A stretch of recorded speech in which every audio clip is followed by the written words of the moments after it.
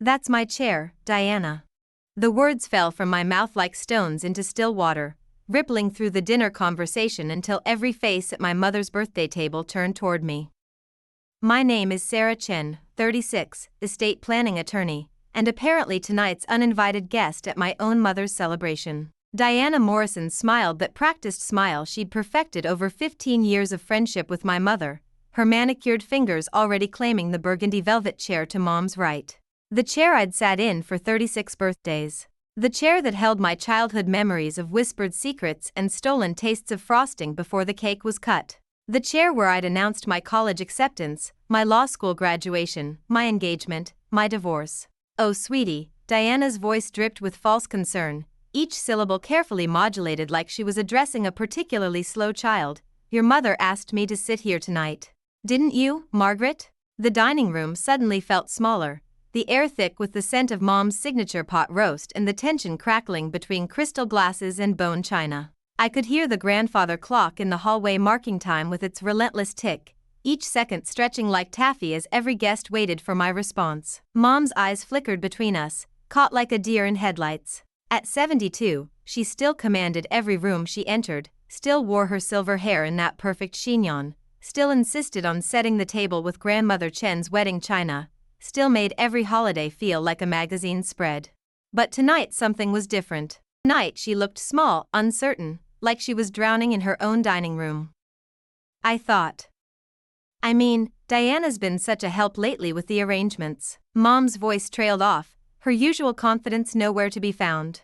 Her fingers twisted the pearl necklace I'd given her for Christmas, the one she wore for special occasions. The one that used to make her sit straighter, smile brighter.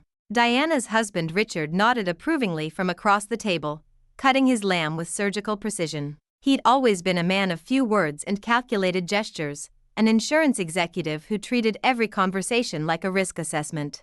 Diana's been invaluable, he said, not looking up from his plate. Margaret's lucky to have such a devoted friend. Their daughter Ashley, my childhood friend turned stranger, studied her wine glass like it contained the secrets of the universe. We'd grown up together, spent summers building forts in Mom's garden, shared our first cigarette behind the garage when we were 14. Now she was 34, divorced, living back home with her parents, and looking at me like I was the enemy in some war I didn't even know was being fought. The rest of the guests, Mom's bridge club and neighbors, watched the scene unfold with the hungry fascination of people witnessing a car crash. Mrs. Patterson from next door leaned forward slightly, her hearing aid catching every nuance. Dr. Whitman and his wife exchanged meaningful glances over their salad forks. Even Father Murphy from St. Catherine's seemed more interested in our family drama than his dinner blessing. I stood there for what felt like an eternity, my black dress suddenly feeling too tight, too formal for what was apparently now someone else's show. I'd driven 43 minutes in Friday evening traffic, cancelled my book club, bought that expensive wine Mom loved, the Bordeaux she'd mentioned wanting to try, all to be here for her 72nd birthday, all to be relegated to visitor status in the house where I'd grown up. The crystal chandelier cast shadows across faces I'd known my entire life, but tonight they all looked like strangers evaluating my worthiness to remain in this room. The same chandelier that had illuminated countless family dinners, homework sessions at the dining room table, late-night conversations when I'd come home from college full of big dreams and bigger problems. Of course, I said finally, my voice steady despite the earthquake happening in my chest. How thoughtful of you both. I moved to the empty chair at the far end of the table, the one usually reserved for family friends or plus ones. The one that screamed afterthought in the language of seating arrangements. As I walked those 12 feet, my heels clicking against Mom's polished hardwood floors, I felt like I was walking away from something fundamental, something I couldn't name but knew I was losing. The chair was colder than I expected, positioned away from the warmth of the kitchen, away from the natural flow of conversation. From here, I could see the family photos lining the sideboard, my law school graduation, Mom and Dad's 50th anniversary party, me and Mom at last year's Christmas dinner. But they felt distant now, like exhibits in someone else's museum. Sarah's always been so understanding, Diana announced to the table, reaching over to squeeze Mom's hand with proprietary familiarity. Haven't you, dear? The possessiveness in that gesture made my skin crawl. Diana's fingers, adorned with rings my mother had admired countless times, the emerald that supposedly belonged to Richard's grandmother, the diamond tennis bracelet she'd bought herself after Ashley's divorce, wrapped around Mom's weathered hand like she was claiming territory. Like she was marking what belonged to her now. Mom's smile never reached her eyes as she nodded along, playing the part of the gracious hostess while her best friend orchestrated some invisible coup d'etat at her own birthday dinner. I watched my mother, the woman who'd raised me to speak my mind, to never back down from a fight, who'd marched into my third-grade classroom and demanded they move me to advanced reading, shrink into herself with every passing minute. Margaret was just telling me about the new will she had drafted, Diana continued, her voice carrying that casual tone people use when they're delivering information meant to wound. So smart to get everything in order, especially with all the stress you've been under lately. The temperature in the room seemed to drop 10 degrees. Mom's face went pale, her fork hovering halfway to her mouth like she'd forgotten how to complete the motion. The bite of pot roast sat there, growing cold, while something much colder settled in my stomach as Diana's words registered. A new will. When? Why hadn't Mom mentioned it to me? What stress? I asked, my attorney instincts kicking in despite the social setting. In my practice, I'd learned that family dynamics around estate planning were often the most revealing windows into relationships. People showed their true selves when inheritance was on the table. Oh, you know, Diana waved dismissively, her wine glass catching the light as she gestured, the usual worries of getting older. Financial concerns, health scares, wondering if the people you love will take care of you properly when the time comes. Her eyes found mine across the table, and in that moment I saw it, the calculation, the strategic positioning, the quiet war she'd been waging while I'd been busy building my career and living my life in the city. This wasn't friendship. This was a campaign, and I'd been so absent I hadn't even realized I was losing. I'm sure Sarah's very busy, Richard added with a smile that didn't quite reach his eyes, dabbing at his mouth with Mom's good linen napkins. Corporate law must be so demanding. All those billable hours. Estate planning, I corrected automatically, but the distinction felt hollow in the face of what was happening. I help families plan for their futures, protect their legacies. The irony wasn't lost on me. I spent my days helping strangers secure their children's inheritance, draft powers of attorney, plan for incapacity, all while somehow missing the fact that my own mother was apparently planning for scenarios that didn't include me in the front row. Diana nodded sympathetically, like she was consoling me for some great tragedy. Such important work. Though I imagine it keeps you from visiting as often as you'd like.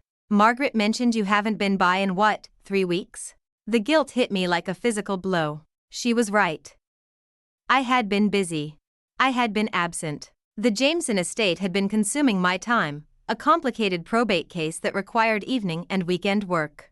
While I was negotiating trusts and probating estates for strangers, Diana had been here, filling the spaces I'd left empty, watering the seeds of doubt I hadn't even realized I'd planted. Sarah comes when she can, Mom said quietly, but there was something in her voice, a defensiveness that suggested this conversation had happened before, in private, with different outcomes. Of course she does, Diana agreed, her tone suggesting anything but agreement. Family is so important, isn't it? Especially when time becomes precious. You never know how much you have left. The dinner continued around us, conversations resuming in that awkward way they do after social earthquakes. Mrs. Patterson launched into a story about her grandson's soccer tournament. Dr. Whitman discussed his latest golf game with Father Murphy. Ashley finally looked up from her wine glass to ask about the restaurant where I'd been thinking of taking Mom for her actual birthday next weekend, plans that suddenly felt presumptuous, outdated. But I couldn't focus on the small talk about bridge tournaments and grandchildren. All I could see was Diana's hand still resting on my mother's, and the way Mom seemed to lean into that touch like a lifeline. All I could hear was the subtext of every seemingly innocent comment, the way Diana managed to weave herself into every story, every memory, every plan for the future. As the evening wore on, I watched Diana work the room like a seasoned politician, refilling Mom's wine glass before it emptied, adjusting her shawl when she shivered, telling stories that painted her as the devoted friend who was always there when it mattered. The daughter-in-law my mother never had. The companion for her golden years that I, apparently, could never be. When dessert arrived, Mom's favorite lemon cake from Morrison's Bakery downtown, the same bakery where Diana had ordered my childhood birthday cakes, Diana cut the slices with the familiarity of someone who belonged. Her movements were confident, practiced, like she'd done this 100 times before. Which, I was beginning to realize, she probably had. I sat at my assigned spot at the end of the table, applauding with everyone else as my mother blew out 72 candles, wishing for things I wasn't sure I wanted to know. The candlelight flickered across her face, highlighting the new lines around her eyes, the slight tremor in her hands I'd somehow missed on my last visit. But it was later, as the guests were leaving and I was helping clear the dishes, muscle memory from decades of family dinners, that I found it. Tucked between the pages of Mom's address book on the kitchen counter, almost like she'd wanted someone to find it. A letter in my mother's careful handwriting, the same script that had signed permission slips and birthday cards and graduation congratulations. The first line made my blood turn to ice. If something happens to me, Sarah needs to know what Diana's been doing. I read the letter 3 times before my hands stopped shaking. The kitchen had emptied around me while I stood frozen by the counter, Diana's laughter echoing from the living room where she was helping Mom open birthday gifts. The letter was 2 pages long, written in my mother's deliberate cursive, each word chosen with the precision of someone who knew this might be her last chance to tell the truth. Sarah, if you're reading this, something has happened to me, or I've finally found the courage to show you what I should have months ago. Diana has been taking things. Money at first, small amounts from my grocery envelope, my bridge winnings. Then bigger things. She borrowed $5,000 for Ashley's divorce lawyer and never paid it back. She's been going through my papers when I nap, asking about my investments, my accounts. My vision blurred as I read on, each sentence hitting like a physical blow. She convinced me to add her name to my checking account in case of emergencies. She said you were too busy, too far away, that I needed someone local I could trust. She drives me to the bank now, stands right there while I make transactions. Last week she had me sign papers for a home equity loan. Said it was for property taxes but the amount was $80,000, Sarah. I haven't seen that money. I gripped the counter, my mother's familiar kitchen spinning around me. The same kitchen where Diana had helped with countless dinner parties, where she'd sat at the breakfast nook drinking coffee and dispensing advice about my career, my failed marriage, my life choices, where she'd positioned herself as my mother's protector while I was apparently failing in that role. I tried to call you twice last month but she was here both times, hovering, listening. She has a key now. Comes and goes as she pleases, says it's for my safety, that I'm getting forgetful, that I might fall or leave the stove on. I'm not forgetful, Sarah. I'm scared. The final paragraph made my knees buckle. She's been talking about power of attorney, about how important it is to have someone reliable handle my affairs. She brought lawyer documents last Tuesday, said they just needed my signature, that she'd already discussed it with you. I know she was lying because you would have called me yourself. I didn't sign anything, but she keeps pushing. She says if I love Ashley, I'll make sure her family is taken care of when I'm gone. She makes it sound like caring for my estate would be a burden on you. You'd be relieved if someone else handled it. I heard footsteps approaching and quickly folded the letter, sliding it into my purse just as Diana appeared in the kitchen doorway. Her smile was as bright and empty as stage lighting. There you are, she said, moving toward the sink with practiced efficiency. Your mother was wondering where you'd gone. She's opening the beautiful scarf you brought her. I watched Diana rinse wine glasses with the familiarity of someone who'd been doing this for years, her movements confident and proprietary. How had I missed it? How had I been so blind to what was happening in my own mother's house? You know this kitchen better than I do, I said, testing the waters. Diana laughed, a sound that had once seemed warm and genuine but now felt calculated. Oh, you know me. I can't help but make myself useful. Your mother works so hard to keep everything perfect, I just try to take some pressure off her shoulders. When did she give you a key? The question hung in the air like smoke. Diana's hands paused for just a moment before she resumed washing, but I caught it, that tiny hesitation that separated truth from performance. Was it last spring? I think it was after her dizzy spell at Easter. Richard insisted, you know how protective he is. We couldn't bear the thought of Margaret lying somewhere, hurt, with no way for anyone to help. Diana's voice carried that tone of patient explanation, like she was educating a child about adult responsibilities. I remembered Easter. I'd been in court all week, barely made it to dinner, left right after dessert because I had to prepare for Monday's deposition. Mom had mentioned feeling lightheaded, but she'd brushed it off, said it was just the heat from cooking all morning. I'd accepted that explanation because it was easier than staying longer, asking harder questions. She seems to rely on you quite a bit now, I said carefully. Well, someone has to be here for her. Diana dried her hands on Mom's good tea towels, the ones with the embroidered roses that she only used for company. You know how independent she is, how much she hates asking for help.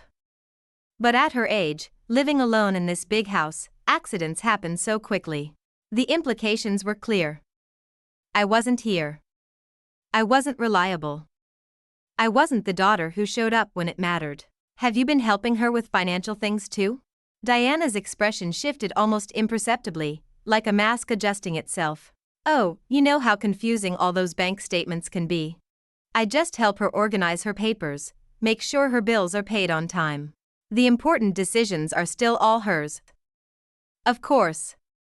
But my mother had been balancing checkbooks and managing investments since before I was born. She'd run the household finances with mathematical precision, had taught me to read stock reports when I was 12, had been the treasurer of every organization she'd ever joined. I'm sure she appreciates the help, I said, my voice neutral while my mind raced through everything I'd read in that letter. Margaret's like a second mother to me, Diana continued, her voice taking on that reverent tone she used when talking about family bonds. Especially since my own mother passed. You're so lucky to still have her, Sarah. I know you treasure every moment. The guilt was expertly applied, surgical in its precision. Every conversation with Diana always ended this way, with me feeling like I was failing some essential test of daughterhood. My career success was somehow evidence of my personal failures. Through the kitchen window, I could see Richard loading their car with leftovers, Mom insisting they take home extra cake and dinner rolls. The same scene that had played out after every family gathering for 15 years. Except now I was seeing it differently, wondering what else was being loaded into their car, what other pieces of my mother's life were being claimed as gifts freely given. Diana, I said suddenly, do you remember when your friendship with Mom really deepened? You've been friends for years, but when did it become so intensive? She paused, considering the question with the care of someone walking through a minefield. I suppose it was after your father passed. Margaret was so lost those first few months, so isolated. You were dealing with your divorce at the same time, remember? Everyone was going through such difficult transitions. The timeline crystallized with horrible clarity. Dad's death 3 years ago, my marriage imploding 6 months later, my career demanding everything I had left to give. I'd been drowning in my own chaos while Mom had been. What? Drowning in hers? And Diana had been there with life preservers that came with invisible strings attached. She was lucky to have you then, I said, meaning it despite everything else. We take care of each other, Diana said simply. That's what real family does. Real family. The words hung between us like a challenge, like a verdict on my own inadequacy.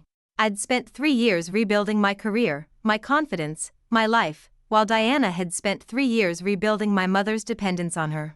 From the living room, I heard Mom's voice calling for us to come see Ashley's new photographs from her art class. Sounds, normal moments, everything appearing exactly as it should while the foundation of everything I thought I knew cracked beneath my feet. We should go join them, Diana said, hanging the tea towel with practiced precision. You know how your mother loves having everyone together. As we walked back toward the living room, Diana's hand briefly touched my shoulder in what might have been comfort or might have been victory. I couldn't tell anymore which gestures were genuine and which were performance, which kindnesses came with price tags I couldn't see. But I was beginning to understand that everything had a price. My absence had cost my mother her independence. Diana's presence had cost her something else entirely. And my blindness to both had cost me something I was only just starting to calculate. The question was, what was I going to do about it now? I waited until Tuesday to call Mom, giving myself 48 hours to plan my approach like I was preparing for a difficult deposition. The letter was spread across my kitchen table, each damning sentence highlighted in yellow marker. I'd made photocopies, locked the original in my office safe, and spent Monday night researching elder financial abuse laws in our state. The facts were clear. Diana had systematically isolated my mother, gained access to her finances, and was positioning herself for complete control. What wasn't clear was how to prove it without destroying my relationship with Mom in the process. I was thinking we could have lunch this week, I said after we'd exchanged pleasantries about her birthday gifts and how nice the dinner had been. Just us. Maybe at that little cafe on Elm Street you like? Oh, sweetie, that sounds lovely, but I'm so busy this week. Mom's voice carried that particular exhaustion I'd been attributing to age but now recognized as something else. Diana's taking me to the bank Wednesday to sort out some paperwork, and Thursday we're meeting with her financial advisor about my portfolio. My grip tightened on the phone. Her financial advisor? Don't you have your own? What happened to Mr. Peterson at First National? Well, he retired last year, dear. Diana says her man is much better with modern investment strategies. You know how these old-fashioned advisors can be, so conservative they never make any real money. I closed my eyes, recognizing the language of manipulation wrapped in concern. Diana had been busy while I'd been absent, replacing every professional relationship Mom had with people who answered to her. Mom, I'd like to come with you to that meeting. As your daughter and as an attorney, I think I should. Oh, Sarah, that's not necessary. Diana handles all that boring financial stuff now. You're much too busy with your important cases. The dismissal stung because it was delivered with such gentle certainty. Mom truly believed I was too important to bother with her mundane concerns. Diana had trained her well. Actually, I'd like to be more involved, I pressed. I've been thinking that maybe I've been too focused on work, too distant from what's happening in your life. Nonsense, darling. You're building your career, living your life. That's exactly what you should be doing at 36. Diana always says how proud I should be of your success. Diana says. The phrase appeared in every conversation now, like a verbal tick that had invaded my mother's vocabulary. Diana says the bank statements are too complicated. Diana says young people don't understand the challenges of aging. Diana says. Mom, can I ask you something? I kept my voice carefully neutral. Have you given anyone else access to your bank accounts? Besides me, I mean? The silence stretched so long I wondered if the call had dropped. Why would you ask that? I'm your emergency contact at the bank. They called last Friday about some unusual account activity. Large transfers, changes to authorized users. The lie came smoothly, a lawyer's expedient fiction in service of larger truth. Well, Diana is on the checking account now. For emergencies, you understand. What if I had a medical crisis and needed someone to pay bills, handle things? You're so far away, so busy. Mom, I'm 40 minutes away. And you've never been helpless a day in your life. I'm not helpless. The flash of her old spirit gave me hope. I'm being practical. Diana is here, she's available, she understands these things. What about the home equity loan? Another silence, longer this time. When Mom spoke again, her voice was smaller, defensive. How do you? Diana said that was confidential bank business. There's nothing confidential about an $80,000 loan against your house, Mom. Where did that money go? Sarah Chin Morrison, I don't appreciate this tone. Diana needed help with some family expenses, temporary help. It's my money, my house, my decision. The full name meant I was in trouble, but I couldn't stop now. What family expenses require $80,000? Ashley's been having a hard time since the divorce. Diana's been so worried about her, about the legal bills, the counseling costs. And Richard's practice has been struggling with the new insurance regulations. They're good people who've been nothing but kind to me, who've been there when I needed them. Unlike some people who only call when banks call them first. The accusation hit its target with devastating precision. I had been absent. I had been too busy. I had failed to notice that my mother was drowning in other people's needs while I celebrated my own professional achievements 40 minutes away. I'm not criticizing your generosity, Mom. I'm worried about your security. My security is fine. Better than fine. Diana makes sure I take my medications, eat properly, get to my appointments. She's helped me organize all my important papers, updated my emergency contacts, made sure everything is in order. Updated your emergency contacts? Well, yes. Diana's much closer, much more available than you are. If something happened, she could be here in 5 minutes instead of an hour or 2, depending on your court schedule. The systematic dismantling of my role in Mom's life was breathtaking in its thoroughness. Diana had positioned herself as the primary contact, the local support system, the reliable daughter, while I played the role of the successful but distant child who'd moved on to bigger and better things. Mom, I want to be more involved. I want to help with your finances, your appointments, your daily life. I can adjust my schedule, work from home more often, make this a priority. Oh, sweetheart, you don't need to disrupt your whole life for me. Diana and I have everything handled. She's even offered to help me update my will, make sure everything is fair and legal. Did you know she took paralegal courses years ago? She understands these legal documents better than most people. My blood turned to ice water. You're updating your will? Just making sure everything is current, proper. Diana says estate planning is so important, especially for older people with significant assets. She's worried that if something happens to me, you'll be overwhelmed trying to sort through all my papers, all the financial details. This way everything will be organized, clear, easier for everyone. The phrase sounded innocuous, reasonable, even considerate. But I could hear Diana's voice behind it, could see the careful manipulation disguised as concern for my well-being. Mom, please don't make any legal changes without talking to me first.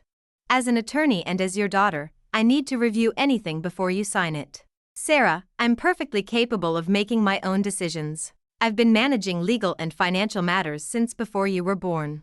Diana isn't some stranger trying to take advantage of me, she's been my closest friend for 15 years. She cares about my welfare more than my money. But you wrote me a letter. I stopped myself just in time, realizing I was about to reveal that I'd found something Mom had clearly hidden for a reason. I wrote you a letter about what? My mind raced, trying to find solid ground in the conversation. Nothing. I misspoke. I love you, Mom. I want to protect you. And I love you too, darling. But I don't need protection from people who've shown me nothing but kindness and loyalty. Maybe you should ask yourself why you're so suspicious of the people who've been taking care of me while you've been busy building your career. The call ended with promises to talk soon, to have lunch next week, to stop worrying about things that were perfectly fine. But as I sat in my kitchen staring at the letter that proved things were far from fine, I realized my diplomatic approach had not only failed, it had made everything worse. Mom was now on guard, warned that I suspected something was wrong. Diana would be informed about every word of our conversation within the hour. And I was no closer to proving what I knew was happening than I'd been before I'd tried to help. Worse, I'd revealed my hand without understanding the full scope of what I was fighting against. The war Diana had been waging in silence was about to become very loud, very public, and very personal. The call came at 2:17 a.m. on a Thursday. Sarah? This is Diana. I'm so sorry to wake you, but your mother is in the hospital. I shot upright in bed, my heart hammering against my ribs. What happened? Is she okay? She fell in the bathroom around midnight. I found her when I came by to check on her before bed. You know how worried I get about her living alone in that big house. She was unconscious, honey. The paramedics said if I hadn't been there. Diana's voice cracked with what sounded like genuine emotion, and for a moment I forgot everything except the terror of losing my mother. Which hospital? I'm coming now. St. Mary's Emergency. She's stable now, but Sarah. Diana paused, and I could hear the controlled breathing of someone trying to stay calm. She's been asking for me. The medications have her confused, and she doesn't seem to recognize the nurses. I think familiar faces help. I was already pulling on clothes, grabbing my keys, my mind racing through worst-case scenarios. I'll be there in 30 minutes.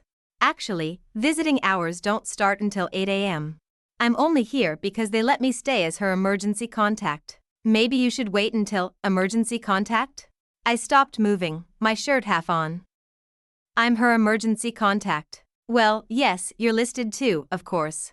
But I'm local, I'm immediately available, and honestly, Sarah, your mother was very clear about wanting me to handle medical situations. You know how she worries about disrupting your work schedule. The familiar guilt washed over me, but underneath it something colder and sharper was crystallizing. Diana, I'm her daughter. I'm coming to the hospital now. Of course you are. I just thought, well, you know how hospitals are at night. All that chaos, the noise, the strangers. Your mother needs calm, familiar voices right now. Maybe it would be better if you waited until she's feeling more herself? I ended the call without responding and drove through empty streets with my hands shaking on the steering wheel. By the time I reached St. Mary's, I'd convinced myself that my suspicions were paranoia, that Diana was just being protective, that my mother needed medical care and nothing else mattered. The emergency room was harsh with fluorescent lighting and the antiseptic smell of institutional cleaning products. I found Diana in the family waiting area, looking smaller than usual in one of Richard's oversized sweaters, her makeup smudged from crying. "Oh, Sarah," she stood immediately, reaching for me with both hands. "I'm so glad you're here. She's been asking for you." "How is she? What did the doctors say?" "Mild concussion, possible dehydration. They're keeping her overnight for observation, but they think she'll be fine. Well, at her age, falls can be so serious. Thank God I decided to check on her." "You check on her every night?" Diana nodded, wrapping her sweater tighter around herself. "Usually around 11, just to make sure she's taken her evening medications, locked the doors, turned off the stove. You know how independent she is, she hates feeling monitored, but I worry constantly about her safety." "Where is she now?" "Room 314. But Sarah, she's been so disoriented. The medications, the trauma, she keeps talking about things that don't make sense. Letters, money, people taking things. The doctor says confusion is normal with head injuries, but it's heartbreaking to see her so paranoid and afraid." My blood turned cold. "What kind of things is she saying?" "Oh, just confused rambling. Something about hiding documents, about people she can't trust. She even accused me of..." "Well, it's obviously the medication talking. The important thing is that she's safe now." Diana's voice carried that patient tone of someone explaining a difficult situation to a child, but her eyes were watchful, calculating. She was already managing the narrative, already explaining away anything my mother might say as confusion, medication, trauma. "I want to see her." "Of course. I'll take you up. But Sarah, try not to let anything she says upset you. Head injuries can make people say terrible things they don't mean." We walked through hospital corridors that smelled like bleach and fear, our footsteps echoing against polished linoleum. Diana moved with the confidence of someone familiar with the building, nodding to nurses, navigating the maze of hallways like she'd been here many times before. "Have you been to this hospital with Mom before?" I asked. "Oh, a few times. Doctor appointments, routine tests. You know how it is, at her age, there's always some little health concern that needs checking." I didn't know how it was. I didn't know about the routine tests or the little health concerns or the doctor appointments that required hospital visits. Another failure in my catalog of absences. Room 314 was dimly lit, filled with the soft beeping of monitors and the mechanical whisper of medical equipment. My mother looked impossibly small in the hospital bed, her silver hair spread across the pillow like spilled light, her face pale except for the purple bruising along her left temple. "Mom?" I touched her hand gently. Her eyes fluttered open, unfocused at first, then sharpening as they found my face. "Sarah?" "Oh, sweetheart, you came." "Of course I came. How are you feeling?" "Confused. Scared." Her voice was barely above a whisper. "I keep trying to remember what happened, but everything is foggy. I remember being in the bathroom, reaching for my pills, then, nothing." "The important thing is that you're okay now," Diana said, moving to the other side of the bed. "The doctors say you'll be able to come home tomorrow." Mom's eyes shifted to Diana, and I caught something there, a flicker of fear, quickly suppressed. "Diana found me. She said she was checking on me, but..." "But what, Mom?" "I don't remember giving her a key to come in so late. I don't remember asking her to check on me at midnight." Diana's laugh was soft, understanding. "Oh, Margaret, the concussion has you all turned around. We talked about the evening checks just last week, remember? After you had that dizzy spell during bridge club. You said you'd feel safer knowing someone was looking out for you." "I don't remember that," Mom said, but her voice was uncertain now, the confidence leaking out like air from a punctured tire. "Head injuries can affect short-term memory," Diana explained to me, her voice carrying the authority of someone who'd researched the medical details. "The doctor said she might not remember conversations from the past few days, maybe even weeks."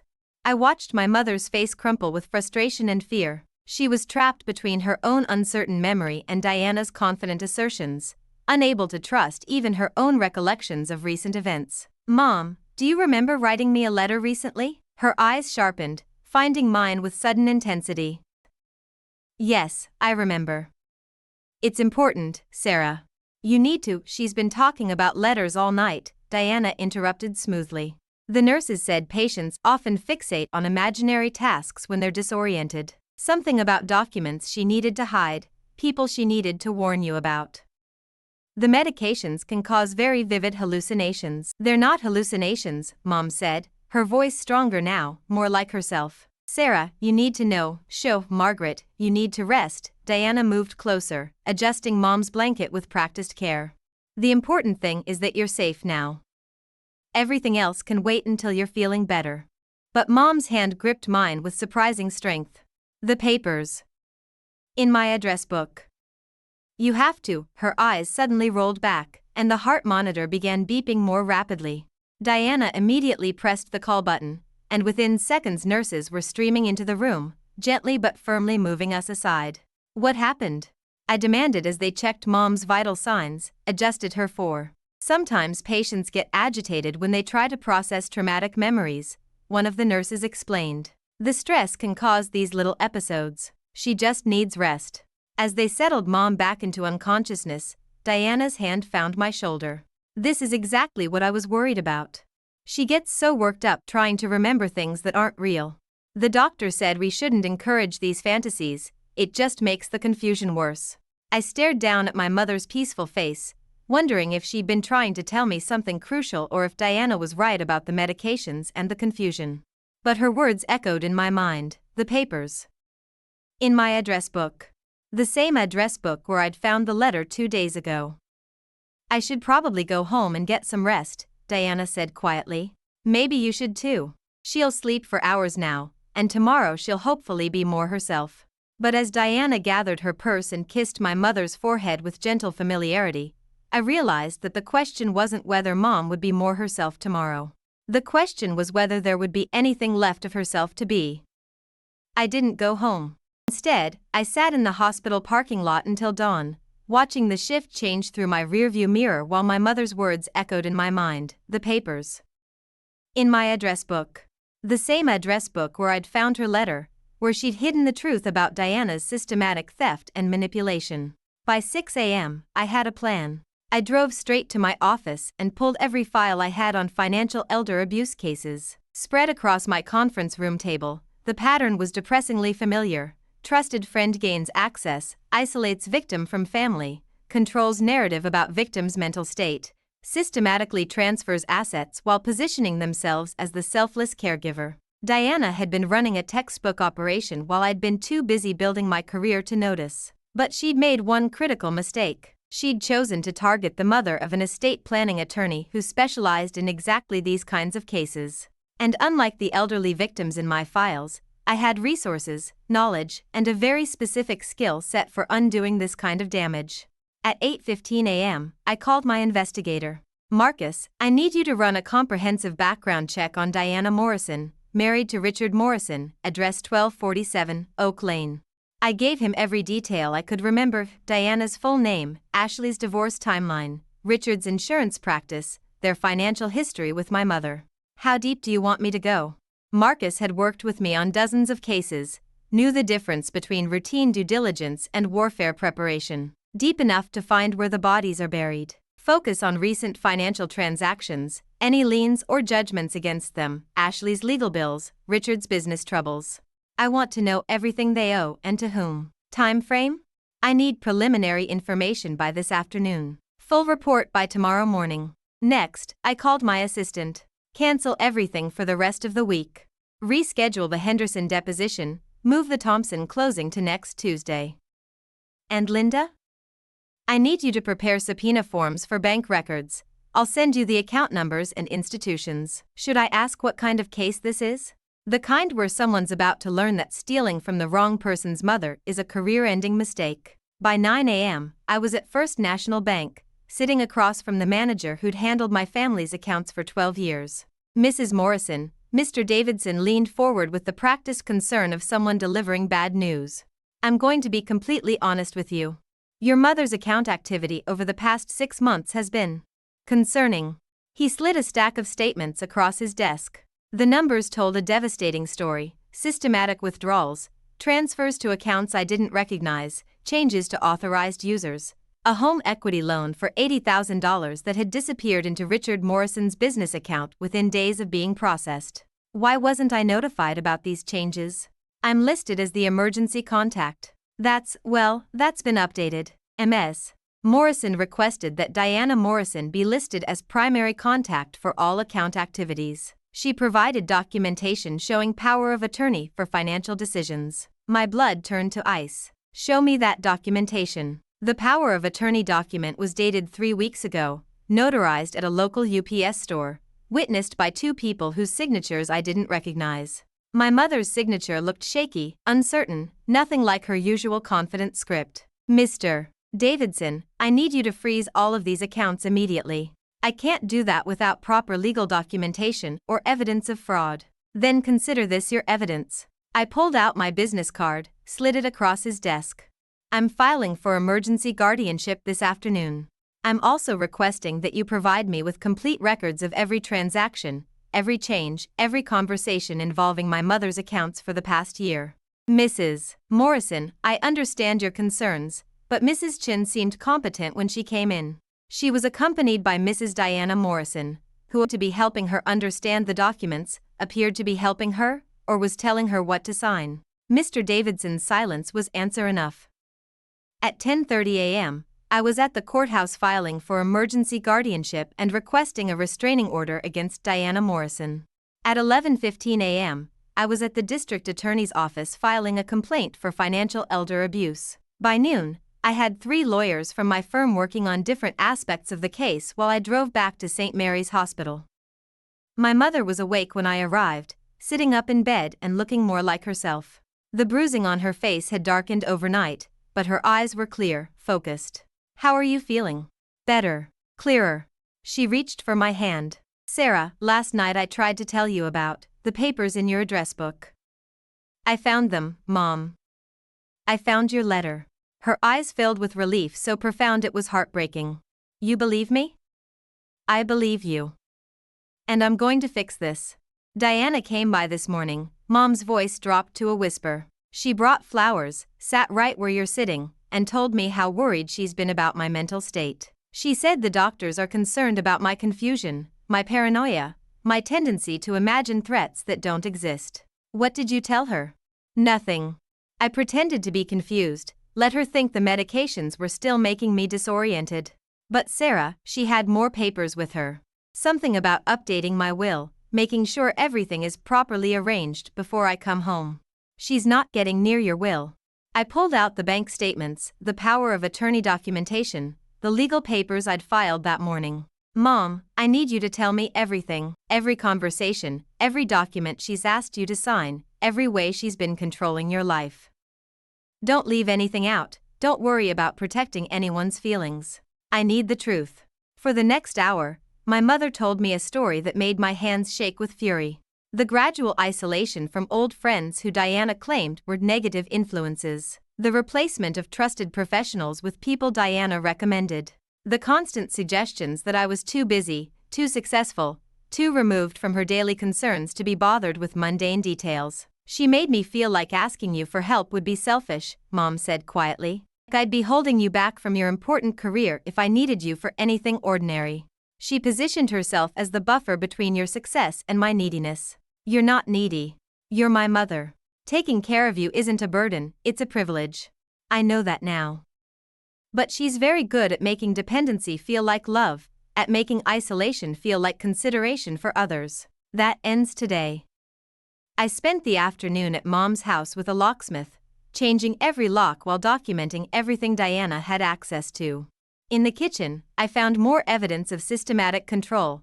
Mom's medications organized in daily pill containers with Diana's handwriting on the labels, financial documents filed in Diana's system rather than Mom's, even grocery lists written in Diana's careful script.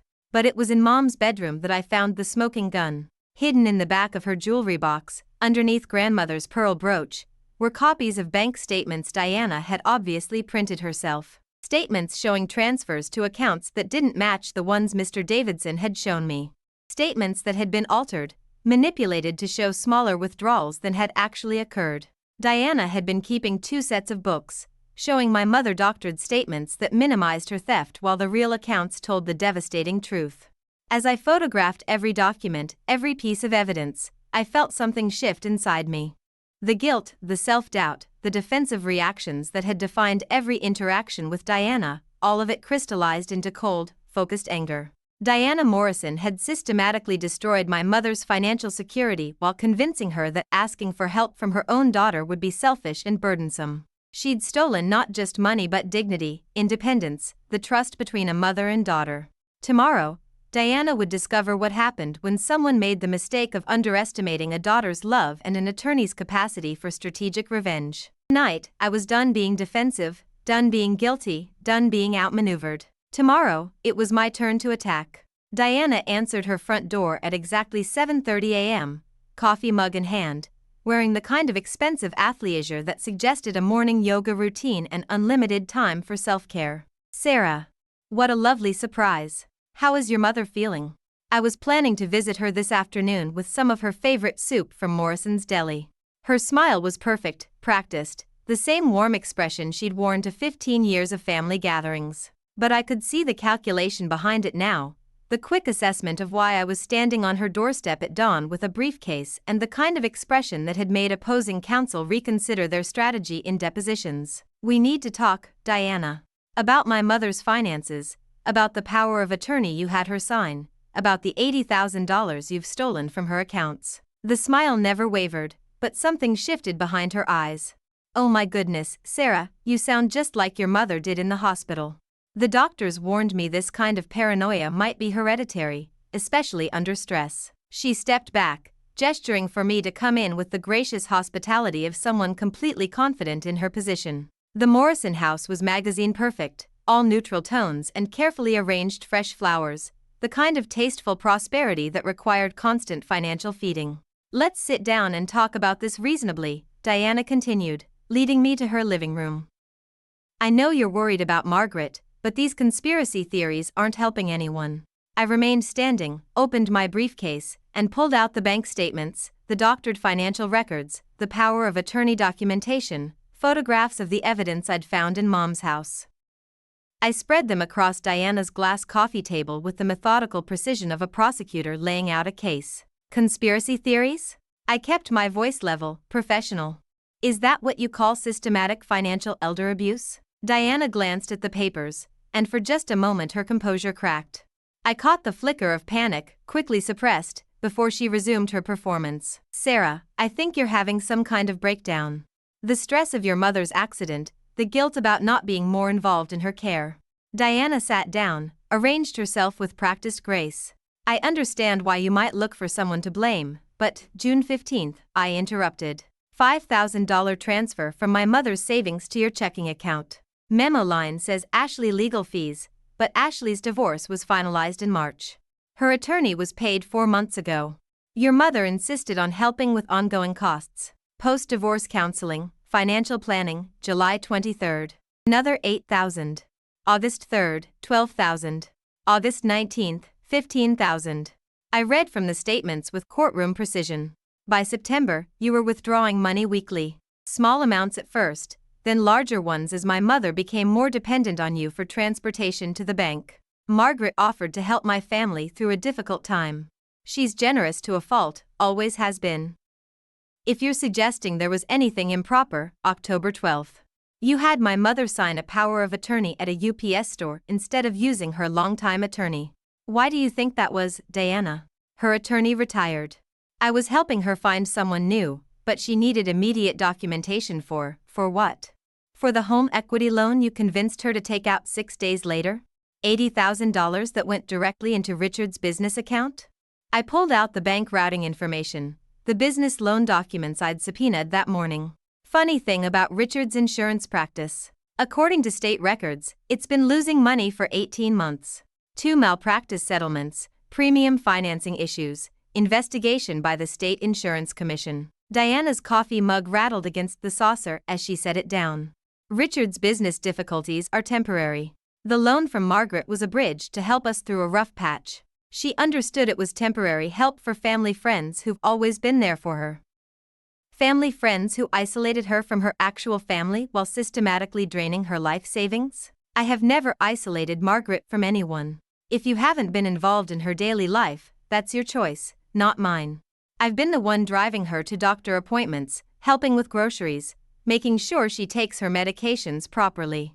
Where were you while she was struggling with loneliness after your father died? The guilt was expertly applied, the same weapon Diana had been using to control the narrative for 3 years. But I was ready for it now. You're right. I wasn't here enough.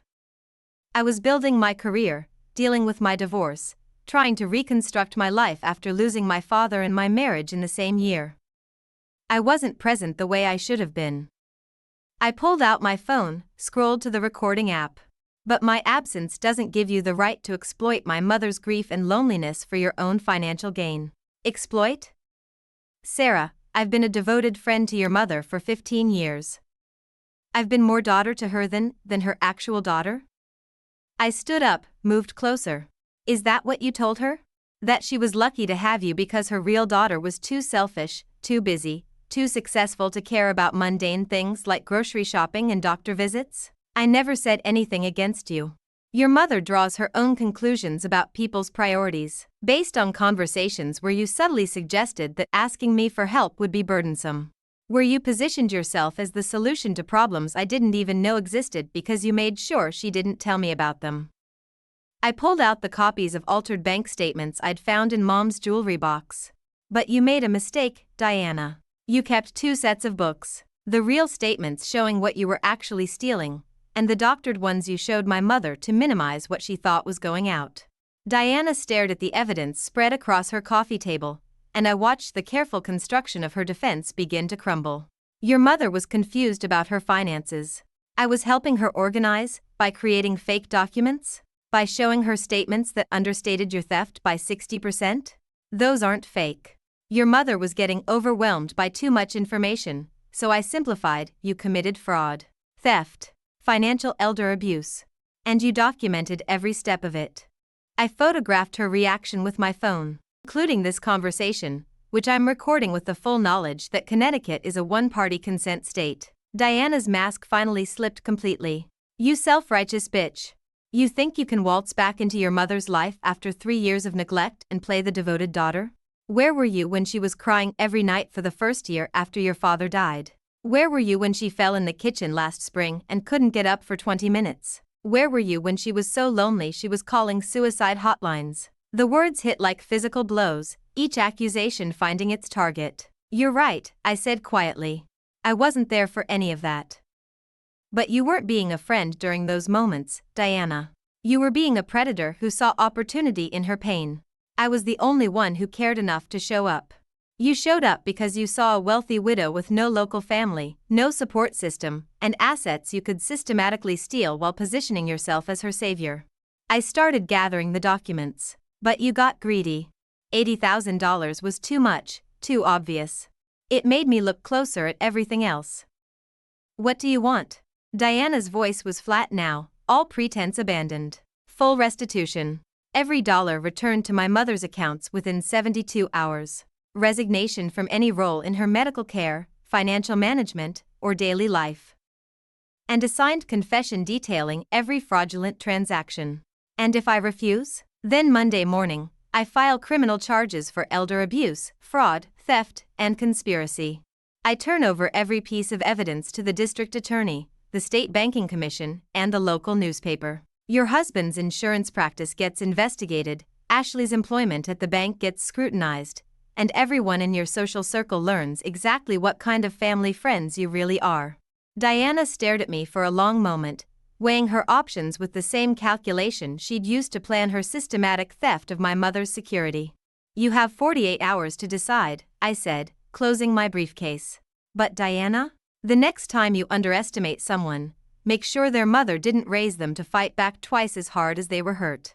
As I walked to my car, I could feel her watching from the window, probably already planning her next move, her next manipulation. But for the first time in 3 years, I wasn't worried about what Diana Morrison might do next. I was too busy planning what I would do if she chose to keep fighting. Diana chose surrender. Monday morning, I sat in Mr. Davidson's office at First National Bank, watching him process wire transfers that restored every stolen dollar to my mother's accounts. Diana had worked through the weekend, liquidating investments, borrowing against Richard's failing practice, even selling the emerald ring she'd always claimed belonged to his grandmother. The total comes to $127,000, Mr. Davidson said, sliding the final receipt across his desk. That includes the home equity loan principal, the systematic withdrawals, and 3 years of accumulated interest. I studied the numbers, each transaction representing a piece of my mother's security being returned. But more than that, each line item represented Diana's admission of guilt, documented proof that everything in Mom's letter had been true. Mrs. Morrison also provided this. Mr. Davidson handed me a sealed envelope marked for Margaret Chen only in Diana's careful script. The confession was thorough, clinical, devastating in its detail. Diana had documented every fraudulent transaction, every manipulation, every lie she'd told to cover her systematic theft. She'd even included the timeline of how she'd isolated my mother from old friends, replaced trusted advisors, and positioned herself as indispensable while draining away financial independence. But it was the final paragraph that revealed the complete scope of her calculation. I targeted Margaret Chen because she was wealthy, recently widowed, and had a daughter who was clearly too busy with her own life to pay attention to mine. I believed Sarah's guilt about her absence would prevent her from looking too closely at my actions, and that Margaret's loneliness would make her grateful for any attention, even if it came with a price. I was wrong about both women. I drove straight to the hospital, where Mom was waiting for her discharge paperwork, dressed in her own clothes and looking more like herself than she had in months. Is it over? She asked as I helped her gather the flowers Diana had brought, flowers I now realized were probably charged to Mom's credit card along with everything else. It's over. Every dollar has been returned, plus interest. Diana signed a full confession. Richard's business is being investigated by the State Insurance Commission. And I've arranged for a protective order that prevents any member of the Morrison family from contacting you. Mom sat down heavily in the bedside chair, the relief so profound it seemed to age her 5 years in 5 seconds. I thought I was losing my mind, Sarah. For months, I questioned every instinct, every memory, every feeling that something was wrong. Diana was so convincing, so reasonable in her explanations. That's how predators work, Mom. They make their victims doubt their own perceptions while positioning themselves as the only reliable source of truth. But I should have been stronger. I should have trusted my instincts, called you sooner, refused to sign those papers. I knelt beside her chair, took her hands in mine. You were grieving, lonely, and trusting. Those aren't character flaws, Mom. Those are human qualities that someone exploited. The shame belongs to Diana, not to you. We drove home in comfortable silence, both of us processing the end of a nightmare neither of us had fully understood until it was over. But as we pulled into Mom's driveway, I could see her looking at the house with new eyes, probably wondering how many times Diana had used her key, rifled through her papers, staged her casual concern while plotting the next theft. I don't want to go inside yet, Mom said quietly. So we sat in my car, looking at the house where she'd raised me, where she'd lived with Dad for 40 years, where she'd planned to spend her final decades in dignity and independence. I'm going to sell it, she said suddenly. Mom, you don't have to make any major decisions right now. You're safe, your money is restored, Diana can't hurt you anymore. It's not about Diana. It's about me. Mom turned to face me, and I saw something I hadn't seen in months, clarity, determination, the steel spine that had raised me to fight my own battles. I've been living like a victim for 3 years. First after your father died, then letting Diana convince me I was helpless, then hiding from my own daughter because I was ashamed of being fooled. You weren't hiding from me. Wasn't I? When did you last come for Sunday dinner just because you wanted to spend time with me? When did I last call you just to hear your voice instead of waiting for you to fit me into your schedule? The questions hurt because they revealed truths I'd been avoiding. My visits had become duty calls, guilt responses, checkbox items on my list of family obligations. I'd been so busy proving I could succeed despite the divorce, despite Dad's death, despite the upheaval in my personal life, that I'd treated my mother like another responsibility to manage rather than a relationship to nurture. Diana was wrong about you being too busy for me, Mom continued. But she was right that I'd stopped believing I had the right to need you. I'd convinced myself that being a good mother meant making sure my problems never became your problems. That's not how love works, Mom. No, it's not. And it's not how family works either. She reached over, squeezed my hand with surprising strength. I want to sell this house and move closer to you. Not because I need taking care of, but because I want to be part of your life instead of a weekend obligation. I'd love that. But are you sure? I'm 72 years old, Sarah. I've spent 3 years learning what it feels like to be vulnerable, isolated, and manipulated. Now I want to spend whatever time I have left learning what it feels like to be close to the daughter I'm proud of instead of the one I'm afraid to burden. 2 months later, we were unpacking boxes in Mom's new condo, 20 minutes from my apartment, 5 minutes from my office. She'd chosen a place with a community garden, a book club, and neighbors who were interested in friendship rather than financial opportunities. The realtor called, Mom said, wrapping her china in newspaper with the same care she'd used for 50 years. The Morrison house sold last week. Diana and Richard are moving to Florida. Running away? Starting over, I hope. Ashley got a new job in Tampa, away from the people who knew about her family's difficulties. Maybe they'll learn something from all this. I marveled at her capacity for forgiveness, even after everything they'd put her through. Are you really not angry? Oh, I'm furious, Mom said, her voice matter of fact. But I'm also free. Anger would just be another way of letting Diana control my life, and I'm done giving her that power. That evening, we sat on Mom's new balcony, drinking wine and watching the sunset paint the sky in shades of gold and pink. She'd made dinner, not the elaborate productions she used to stage when entertaining, but simple food shared between people who enjoyed each other's company. I have something for you, Mom said, reaching into her purse and pulling out a small wrapped package. Inside was the pearl brooch that had belonged to my great-grandmother, the one I'd found hidden with the evidence of Diana's theft. But now it was set in a new pendant, modernized but still carrying the weight of family history. I had it redesigned while we were cleaning out the house, Mom said. I wanted you to have something that represents what we learned from all this. What did we learn? That love isn't convenience or proximity or even presence. Love is choosing to fight for someone when fighting seems impossible. Love is believing in someone's truth when everyone else says they're confused. Love is showing up angry and armed with legal documents because someone hurt the person you'd die to protect. I fastened the necklace around my throat, feeling the weight of 4 generations of strong women who'd survived their own battles, their own betrayals, their own moments of having to choose between surrender and warfare. Diana made one crucial miscalculation, Mom said, raising her wine glass in a toast. She thought my daughter's success meant she'd stopped caring about her family. She didn't realize that my daughter's success meant she had the skills, resources, and sheer stubborn fury necessary to destroy anyone who tried to hurt her mother. We clinked glasses as the sun disappeared behind the horizon, painting everything in shades of victory and peace. In the distance, I could hear children playing, couples talking on their balconies, the normal sounds of people living normal lives unmarked by betrayal or systematic theft. But I'd learned something Diana Morrison would never understand: normal was earned. Security was fought for. Family was protected with everything you had, especially when what you had was exactly enough to win.